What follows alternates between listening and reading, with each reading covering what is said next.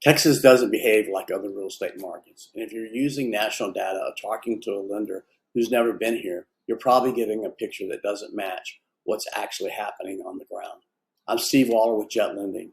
We're based in Houston, and we've been financing Texas fix and flip since 2004. Our owner, Eddie Gant, has been buying and selling investment properties in the state since 1999. Today, I want to give you a ground level view of what actually is happening in the four major markets in Texas and what you need to know to invest in each one. Why Texas keeps working for fix and flip investors. A few structural reasons Texas holds up as a fix and flip market. Population growth. Texas has added more residents than any other state for several consecutive years. That sustained growth drives housing demand and creates consistent buyer pools across price points, which is what you need at the back end of a flip. Aging housing stock. A significant portion of Texas homes were built in the 60s through the 90s. They're functionally dated, often need system updates, but they're structurally sound.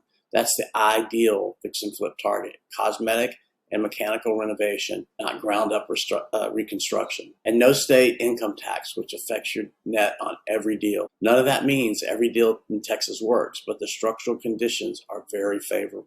Houston is our home market and one of the most active fix and flip markets in the country.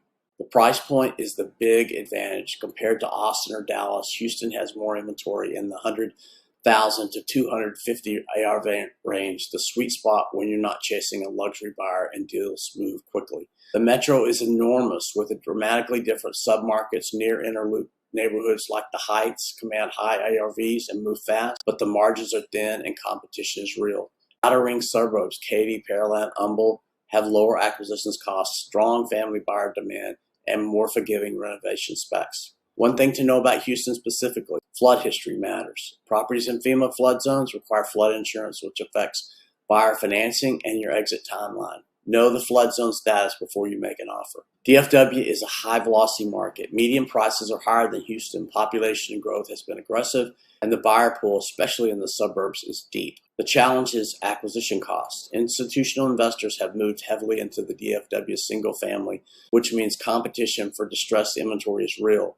Margins are tighter than they were 5 years ago. Overpaying at acquisition is more common mistake here than under renovating. Active flip markets in DFW include Garland, Mesquite, Fort Worth East and South Sides, and transitional neighborhoods in inner Dallas. Suburban markets like McKinney and Grand Prairie have strong buyer demand in the 300 to 450 ARV range. Move fast, know your comps cold, don't overpay on the buy. San Antonio is frequently underestimated, and that's actually an opportunity. Median prices are below the state average. Acquisition costs are lower, and buyer demand, driven by military, healthcare, and growing tech employment, is consistent and real.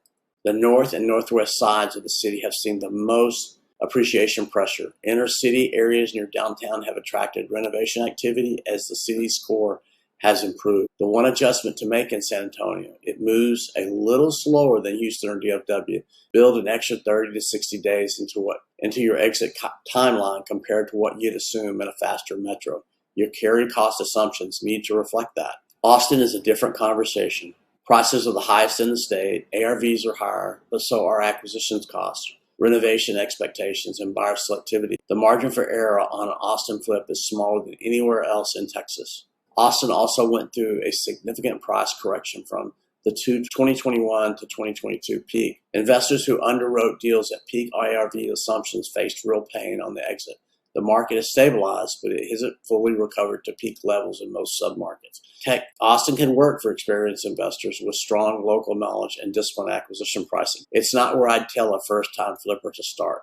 The common thread across all four markets, the deal is made at the acquisition. Know your ARV before you make an offer. Be conservative. Understand your buyer and what they'll pay, and factor in your carry costs from day one. Property taxes in Texas are high, and they accrue every month you hold. One more thing. Work with a lender who knows this market. National platforms run your deals through an algorithm. At Jet Lending, we've been on the ground in Texas for over 20 years. We know what comps look like, what the submarkets are doing, and what a deal that actually pencils looks like. If you're working a deal anywhere in Texas and want a quick read on financing, call me or reach out through the information below. I'm Steve Waller